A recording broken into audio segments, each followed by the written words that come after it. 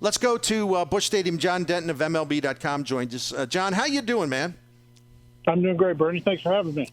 Hey, fill us in on something because we knew that you would join us when you could in the 4:00 hour, but it seemed from what if I understood from Dave Solomon correctly that you all were waiting for Tommy Edman a long time. Is there anything up with that? No, he's one of those guys. Every day he kind of goes in. He's got a hip thing that kind of bothers him from time to time. So he's one of those guys it's a good 30, 45 minutes in the training room just about every single day, which is a shame because he's a Stanford guy and he's brilliant and he can talk about anything, but he's not always available to us. But he was something else today. So I think it's one of those maintenance things where he just tries to get out ahead of any sort of problem. Yeah, and I just want to make sure there wasn't some little injury. There is, in a way, indirectly, that he's just making sure he's getting the rehab on it. John, I don't know where to start today. I mean, it was obviously it was a game the Cardinals needed. I mean, they just broke loose and put 14 runs up. Where do we want to start? I say we start with Willson Contreras because he had another outstanding game, but he has been on a roll, and Cardinals fans who may have had some doubts about him, I don't know why you would, because he's got a pretty lengthy record that tells you he's a good hitter. They're seeing the guy. They're seeing the guy the Cardinals really wanted. Tell us what you're seeing and what you think about his emergence and what it could lead to. Yeah, Bernie, those first 2.5, 3 weeks were pretty rocky, and he was down on himself and really putting a lot of pressure on himself. And Oli Marmol said, hey, I wanted to see how this guy who was fiery and would challenge people, how he would react when things go poorly. And he said he was surprised that Contreras was actually handling it really well, wasn't showing it that much. And, the way he's responded now, these last 3 games. Also to Oli Marmol's credit, he told us Monday night when Contreras hit the ball to right field, he said, that Contreras is about to go off when he starts driving the ball the other way. And sure enough, last night was really impressive with 2 home runs, and then today he hit the ball 3-4 times really hard, and he also got under Madison Bumgarner's skin, so that was cool to see too. John, could you fill us in if possible? Like what triggered that? I mean, I don't know if I even have to ask it because Bumgarner, we all know that he gets agitated pretty easily, and Contreras is always a guy that plays with an edge because he wants to sort of get in the heads of the opponents, and he does that very well. But do you know specifically what was up with this one today? It was a 1-0 pitch, and Bumgarner grooved the ball right down the middle, and Contreras missed it by maybe a quarter of an inch, fouled it straight back. As he swung, he went, woo, knowing that he just missed probably a 400-foot home run. And, of course, Bumgarner didn't like that sound. And, as soon as Contreras makes the sound, you see Bumgarner's eyes go up, and then he starts yelling at him, which he's done before. But it was Contreras, making a sound because he missed a 400-foot home run probably by a quarter of an inch. And, Madison Bumgarner was already in a bad mood because he was getting knocked around. And, that's 2 fiery guys who play with their emotions out there. So it's probably not that much of a surprise that they had words today. It's funny because Willson Contreras' stats offensively just a few days ago were anemic, and we knew that the breakout would happen because his personal record, best hitting catcher in baseball since 2016, tells us that. But, man, all of a sudden, you look up after today, and the dude is hitting .274. His on-base percentage is better than his career average, and he's slugging .452. I mean, he was in the woods, lost in the woods there, and now in a matter of you snap your fingers a few times, and his numbers are exactly what the Cardinals were expecting to have when they paid him $87.5 million to come here for the next 5 years. Yeah, Bernie, I think it's kind of a lesson for all of us that, hey, we're still in that small sample size, theater right now. And everybody's upset with the way the Cardinals have played so far. They have not pitched well at all. I think most surprising is they haven't hit the ball. They haven't driven in runs. And, we have to remind ourselves that this team is going to hit. They're going to drive in runs. They're going to have, superstars in the middle of that lineup. They're going to score a bunch of runs, but we're still in that small sample size. And I did hear a manager the other day, and I totally agree with him. Hey, let's get rid of the concept of early. All 162 games count. There is no such thing as early, but we do kind of tend to overreact when things start slowly early in a season. And everybody in St. Louis expects this Cardinal team to play better than they have, and I think they will. What Wilson Contreras did, he struggled those first 2 or 3 weeks, and then now he's hitting everything in sight. Probably kind of a microcosm of the Cardinals as a whole. Yeah, and through all the years, because it's really hard to lay off what happens early, but you're right. On an individual player standpoint, things do tend to get blown out of proportion because baseball is such a long season. You look at a guy like Wilson Contreras, even when he has been at his best in a particular season, somewhere in there, it's in June, maybe it's in July, you'll see a 1 for 21. But when it happens at the beginning of the season, it becomes the end of the world as we know it. But it's hard. Yeah. But I don't knock anybody for overreacting because we can only get fired up one way or the other about what we have available in front of us early in the season. So, but I like what Ollie told you. That is true from a standing standpoint. There's no such thing as early. I mean, they all count. And the Cardinals have gotten themselves in a pretty early hole to the Brewers after last night's loss. Yep.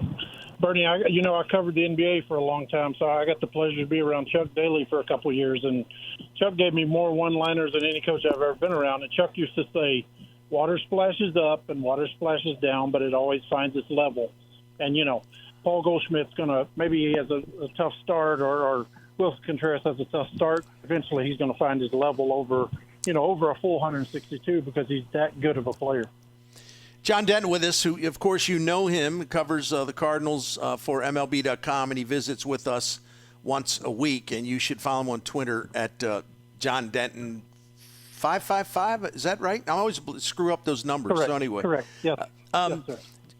John, I don't think that anybody works harder than Tommy Edman, or as LaRusse would say, tied for first, certainly. And he scuffles. He throws himself around. I mean, he's highly energized all the time. One of the concerns about him is that, he will wear out unless he gets some more days off. But what do you think a game like that one today? And it was favorable because he was going up against a left-handed pitcher to begin with, and that's what he does best. But what do you think something like this will do for him going forward? Bernie, one thing that I think was significant about today is he had hits from the right side of the plate and the left side of the plate. Like we all know, he's 100 points better from the right side than he is the left side. But that triple, maybe his hardest hit ball all day, came from the left side. And he said maybe even more than the cycle, he would have liked to have 2 hits from the right, 2 hits from the left. And, with him, like you said, it's all about his body and it's all about him not wearing down. And, that has such an effect on Tommy. The last couple of years he's kind of struggled down the stretch. And I really think it's, because of the grind of playing shortstop and bouncing off the ground and being involved in all those middle of the infield plays, they matter. That's why they've got to get him some days off. They've got to have Brendan Donovan healthy, and they got to have Taylor Motter on the roster, or even Paul DeJong to play some shortstop to get Tommy off his feet, because keeping him upright is one of the biggest keys of this season, no doubt about it. I don't know how soon Paul DeJong will be ready, but he's been doing some good things down there at Memphis. But I talked about this yesterday. I think Paul DeJong can be important in the Cardinals for no other reason but his defense, because he's a very good shortstop, as you know. He really, truly is. And no matter how bad he's doing at the plate, it doesn't affect his defense. And just to have him give Tommy Edman some breathers without sacrificing much defense, if any, that's actually a pretty important consideration. So I hope fans will give DeJong a chance and will view him the value that he has. They'll view that, because that defensive value, I think, will matter this season. Yeah, I mean, Jordan, he plays near Gold Glove caliber shortstop. Like, there's never been a question about his defense because he is so solid there. It's just a matter of, is he going to hit or not? And, Ollie Marmol kind of gave us an update today. They're going to let this run its course. On the 25th, that will be the 20-day allotment. I think within, the 24th, 25th, there'll probably be a move. I'm guessing, Paul DeJong will be back here. And like you said, they're not going to suffer a drop-off with Paul DeJong at shortstop. It's just a matter, is he going to hit or not? And, seeing Paulie get a couple of big RBI knocks in Memphis has been encouraging. The franchise is watching what he's doing. He's healthy from the back thing. He's hitting the ball, so they're encouraged. They said today, Ollie's exact words were, "We're going to let it run its course." So, the 25th is that deadline, and I think, on the 24th, 25th, there could be a move where Paul DeJong is back in St. Louis. One of my favorite stories of spring training that you wrote, it wasn't just kind of a daily thing. I mean, this is one of those things you took time with to expand on it and really make it extra meaningful. But you wrote the story about Nolan Gorman and everything that he did in the offseason to make himself a better hitter for 2023. It was a great story. I learned so much. And what he's worked on is coming to fruition. And it's kind of a really fun thing to watch because from John Denton's story, Nolan Gorman's comments, just how much he invested in the offseason. And you like to see a young guy like that get rewarded for his effort. Yeah. I mean, he put in the work. And, Bernie, we always think that these guys reach the major leagues and they're a finished product. The work is just beginning when they get here. And Nolan Gorman even said something like, he said, you get here and you think you're ready, and then you get here and realize, wow, I've got a long way to go. And, he had to learn which pitches to swing at and which pitches he didn't. Like, he's never had to face that before in his life. This was a kid who was a high school All-American, a kid who won 3 home run derbies in 3 attempts when he was in high school. He was always the best player on his team. And he gets here and he realizes, hey, these guys are going to challenge me with high fastballs every day. And, maybe he could hit those in Double-A and he could hit those in Single-A. He got here and realized, if I don't make a change, my second year is going to go just like my first year. So, he made the change, and look at him now. I mean, I think a lot of people may have given up on Nolan Gorman after the way his first year ended. Now he's in top 10 in the league in OPS. He's top 10 in the league in RBIs. Hits a grand slam today. As I always say, young kids, the growth is not always linear. Sometimes it's side to side. Sometimes there's a step back. It's not just automatically up, up, up. Sometimes there's side steps. And, give this kid credit because he went through 6 awful weeks last season, and he invested himself this all season and came back a better player. And, and he'd be the first to tell you that he's not out of the woods yet. I mean, he's not chasing as much, but lately that's gone up some. He's starting to chase pitches a little bit more than he was early in the season. That's not a big deal, but as long as he's aware of it and doesn't let it get out of control, because I think he's got that mental discipline. He's very impressive for a young guy.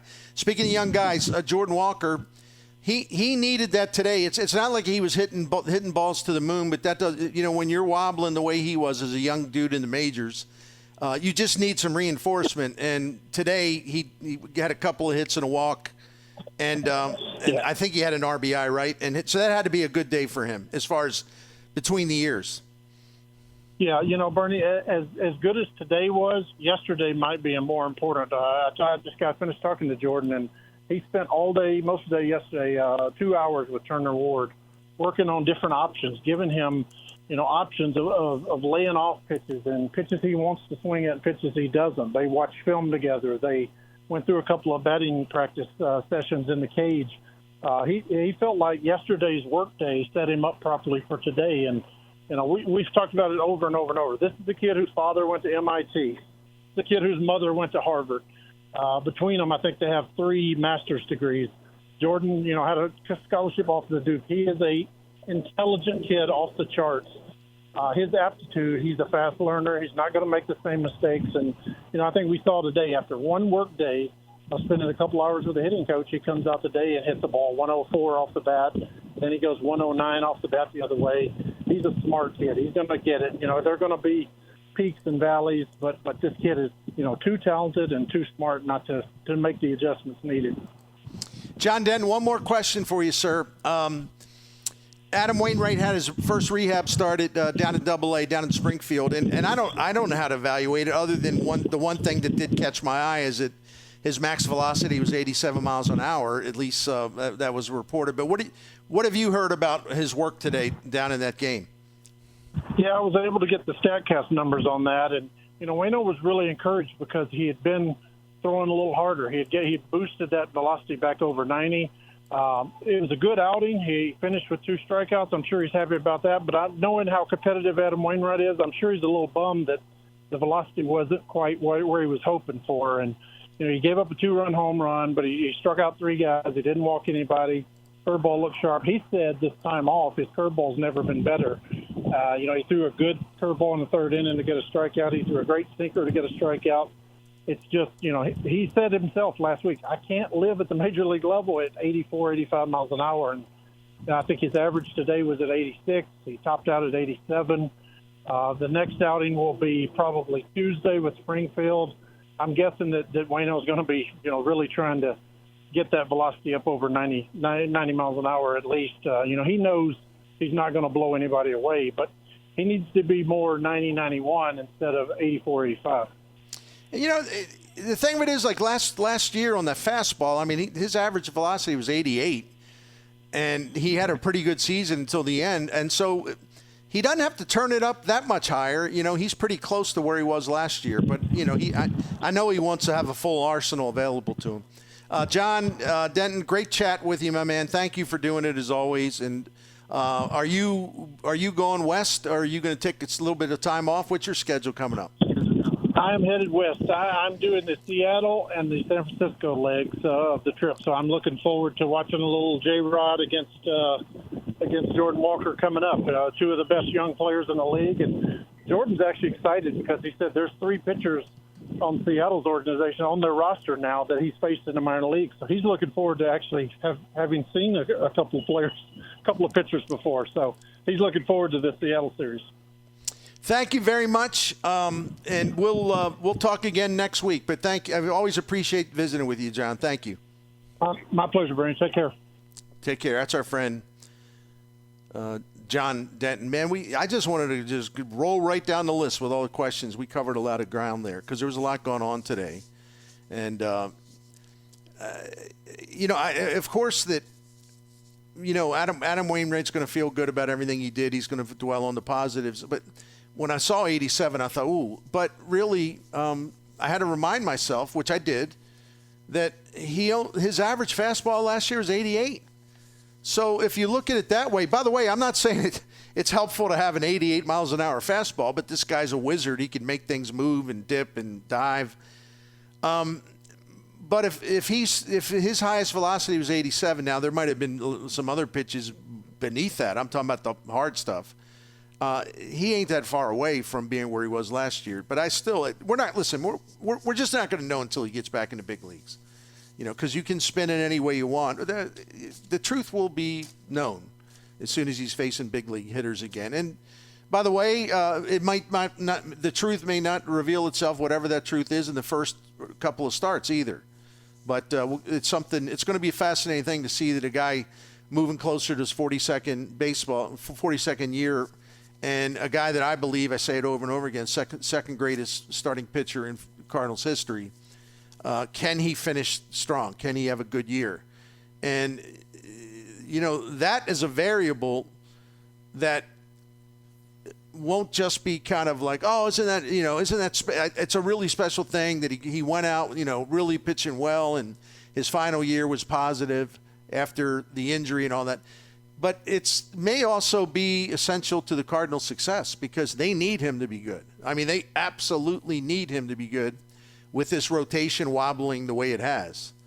So, but I think that says a lot about the lack of preparation in the front office because everybody in the offseason, the preseason, spring training, all the 2023 previews, I don't care where you read it, whether you read it at Fangraphs, you read it, you name your blog, you name the city, you name the Central Division writers and all that. Everybody said the same thing, and we in St. Louis said it louder.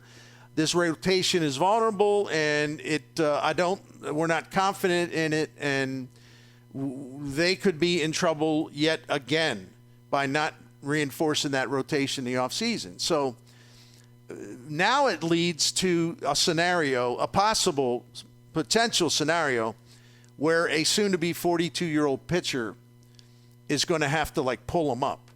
It really, with all due respect to Wainwright, it should never be that way, right? It should never be that way. It feels like, Bernie, over the course of his time here in St. Louis, especially, the last 5, 6, 7 years of this tenure here, it's always, boy, they really need Wainwright to pick it up tonight to save the pen, to save this, to get a good, it's every time out this guy goes out there, it's the same storyline for him.